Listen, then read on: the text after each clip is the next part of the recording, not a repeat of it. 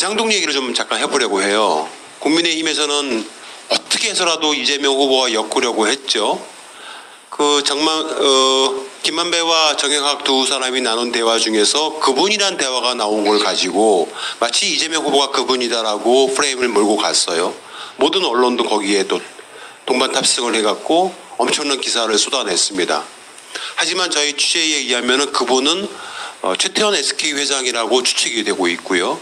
그리고 오히려 윤석열이 그리고 박영수와 둘이서 같이 깐부 역할을 하면서 대장동 게이트를 일으켰다라는 확실한 증거들을 찾아내게 됐습니다. 이제 곽상도가 구속이 되면서 사실상 화천대유는 이재명 거라고 얘기하는 이제 프레임은 더 이상 몰아가기 어렵게 됐죠. 화천대유가 그 이재명 후보 거라고 얘기한다면 이재명 후보가 곽상도한테 50억을 그 아들한테 줄 리가 만무하지 않습니까? 그렇기 때문에 그 프레임이 깨져서 윤석열 후보자가 곽상도 구속됐다라고 하는 얘기를 들었을 때 강하게 검찰의 편파 수사를 주장을 하면서 불만을 터뜨렸죠. 본인들이 유지해오던 이재명 게이트의 프레임이 심하게 이제는 더 이상 유지하기 힘들 정도로 이제 그 균열이 간 거죠. 물론 언론들은 이 부분에 대해서 침묵하고 있습니다만은 그런데 이제 또 한 가지 남은 것은 대장동 설계를 누가 했는지, 그죠? 수익 배분을 누가 설계를 했는지, 그리고 사업자 선정을 누가 했는지, 초과 수익 환수 조항들을 누가 반대했는지, 배임과 횡령으로 몰아가기 위해서 이 부분 관련해서 지속적으로 이제 그 성남시에서 결국은 이걸 설계를 했고 초과 수익 환수 조항도 성남시에서 반대를 했다.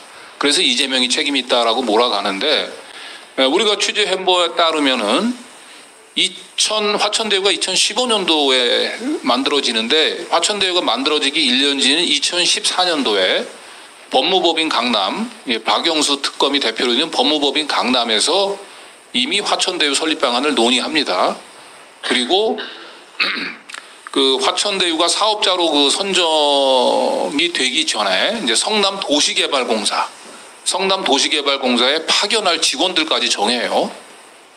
그래서 정민용 변호사와 김민걸 회계사 두 사람을 성남도시개발공사에, 그러니까 사업자를 선정하고 사업자 선정 기준을 정하는 성남도시개발공사의 전략팀장, 전략실장으로 파견하기로 모의를 했고요. 실제로 두 사람은 성남도시개발공사에 이 역할을 담당을 합니다. 그래서 이들이 들어가서 김민걸 씨가 사업자 선정 기준을 정하는 그 위원회에서 위원으로 참여를 하고요. 그리고 그 만들어진 기준에 따라서 화천대유가 포함되어 있는 성남의들을 최종 사업자로, 하나은행 컨소시엄을 사업자로 선정할 당시 심사위원이 이제 정민용 변호사. 그리고 정민용 변호사의 역할은 그 당시에 초과 이익 환수 조항 얘기가 나왔을 때 그거를 리젝트 시켰던 역할을 이 정민용 변호사가 합니다. 결국 사업자 선정 기준을 정하고 초과 수익 환수 조항에 대해서 리젝트를 했던 거는 박영수 변호사가 파견했었던 직원들에 의해서, 박영수가 성남도시개발공사에 심어놨던 2명의 직원에 의해서 이루어진 겁니다. 이 정도가 되면 대장동 설계도 박영수가 한 거예요. 성남시는 도시개발공사에서 정해져 있는 기준의 사업자 정해진 기준에 따라서 사업을 진행을 했던 거고, 기본적인 공공환수 비율 방법만 일단은 큰 틀만 정했던 거고, 그 정해진 틀에서 사업자를 선정하고 민간이 어떻게 분배를 받을 것이고 초과이익 환수를 할 것인지 말 것인지 부분들은 박영수가 파견했던 성남도시개발공사의 2명의 직원들이 결정을 한 겁니다. 그러니까 대장동 설계를 이재명이 했다라고 하는 프레임도 사실은 이게 더 이상 유지하기 어렵게 된 거예요. 그러니까 이 정도가 되면 이제 대장동 프레임은 바뀌어야 됩니다. 박영수는 이처럼 화천대유에서 굉장히 중요한 역할을 했기 때문에 50억 클럽에서 받은 보상보다 훨씬 큰 보상을 받았을 거고, 그것이 2019년 4월 달에 박영수의 친척인 이기성 씨한테 100억 원이 흘러나가거든요. 정확히는 109억 원이죠. 네. 이 109억 원이 흘러나가서 옵티머스 펀드하고 돈하고 섞여가지고 한 상장 회사를 인수를 하고 상장 회사를 인수하고 난 뒤에는 라인 펀드 돈하고 또 섞입니다. 결국 이 얘기는 뭐냐? 옵티머스, 화천대유, 옵티머스, 라인 펀드들이 사기범들이 한 몸통이라는 거죠. 그래서 여기서 윤석열 후보가 옵티머스하고 라임, 서울중앙지검장 검찰총장으로 있을 때 이 사건 수를 제대로 하지 못했던 이유가 저는 여기서 기인된다고 보고 결국 김만배가 윤석열을 죽일 수 있는 한 방의 카드, 또 윤석열이 김만배에게 내게 봐주는데도 한계가 있다라고 하는 얘기는 우리가 한간에 알려진 부산저축은행이나 연희동 집 외에도 이들이 화천대유에서 막대한 대박을 터뜨리는 외에도 거기서 만족하지 않고 여기서 한 단계 더 튀겨먹기 위해서 옵티머스와 라인펀드까지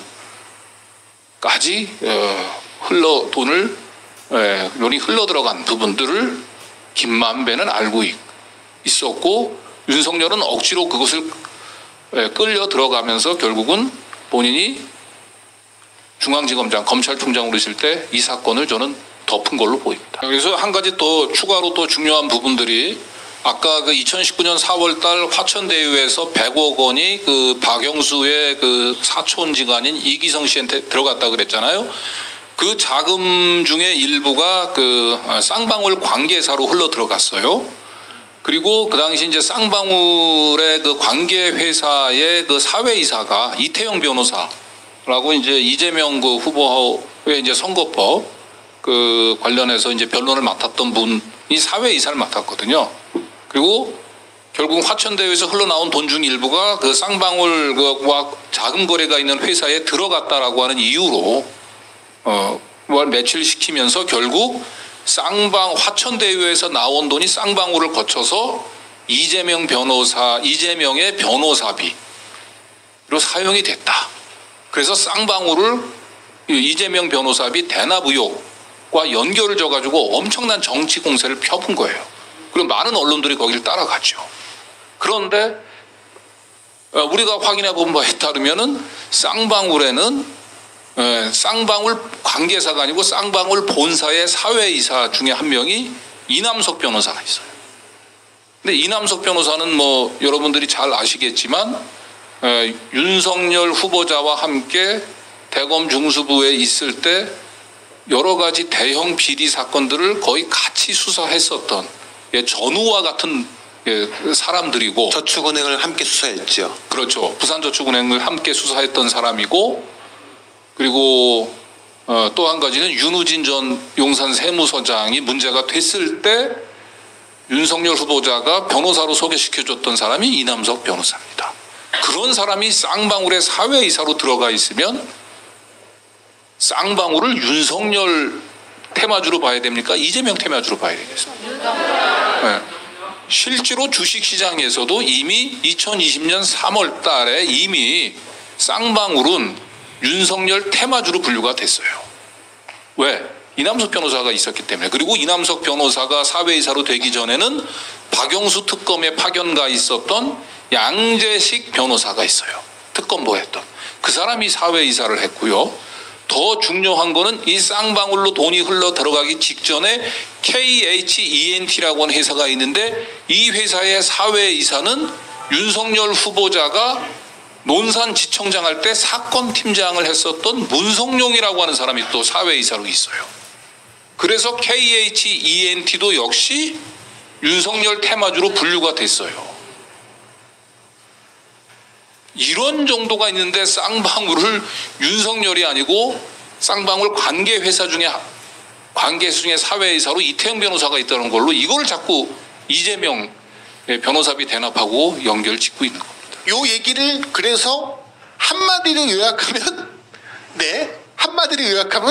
대장은 항문과 연결돼 있고 항문 앞에는 쌍방울이 있다가 여기서 나온 거예요.